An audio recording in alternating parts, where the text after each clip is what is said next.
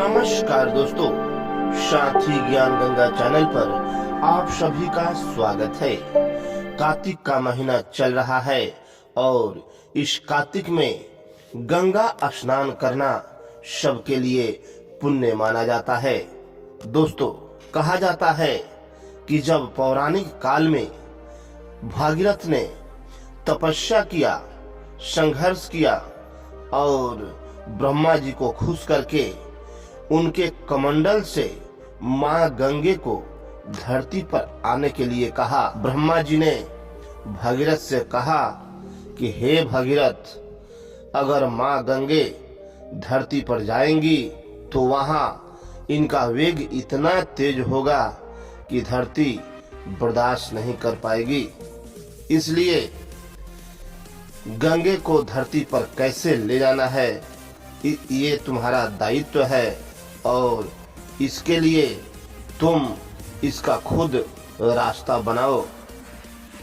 भागीरथ ने कहा कि हे भगवान, मैं मां गंगे को बहुत ही सुरक्षित से ले जाऊंगा और इसके लिए मैं जरूर कुछ ना कुछ सोचूंगा। यह कहकर जब वे नारद जी के पास गए तो नारद जी ने कहा कि मां गंगे का वेग तो बहुत तेज होता है, इसलिए आप भगवान भोलेनाथ के शरण में जाइए और जब मां गंगे यहाँ से चल दे तो भगवान भोलेनाथ को मां गंगे को वेग के रोकने के लिए बोलिए। एक वही देवता है, देवों के देव महादेव, जो कि गंगे माँ का वेग रोक सकते हैं। दोस्तों, जब माँ गंगे स्वर्ग लोक से चली तो उनका वेग इतना तेज था कि कहा नहीं जा सकता। फिर भगवान भोलेनाथ ने माँ गंगे का वेग अपने जटाओं में समाहित कर लिया और माँ गंगा भगवान भोलेनाथ के जटा में समा गई। तब से भगवान भोलेनाथ का नाम गंगाधर हो गया। दोस्तों, भगवान भोलेनाथ का नाम तो बहुत नामों से उन्हें जाना जाता है, लेकिन इन सभी नामों में एक नाम गंगाधर भी है। जब मां गंगे भगवान भोलेनाथ के जटा में आई, फिर जटा से निकलकर भागीरथ के पीछे पीछे जाने लगी और फिर वहां पहुंच गई जहां की उनके पूर्वजों का राख बिखरा हुआ था।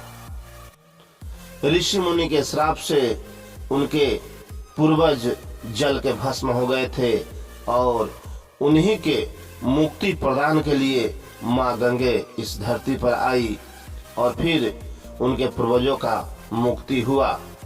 तब से मां गंगे इस धरती पर है और पापियों का पाप धुलकर उन्हें पुण्य की प्राप्ति दिलाती है। दोस्तों, मां गंगे बहुत ही पवित्र और बहुत ही सुंदर जल वाली मां गंगे को हमेशा पूजना चाहिए और प्रणाम करना चाहिए।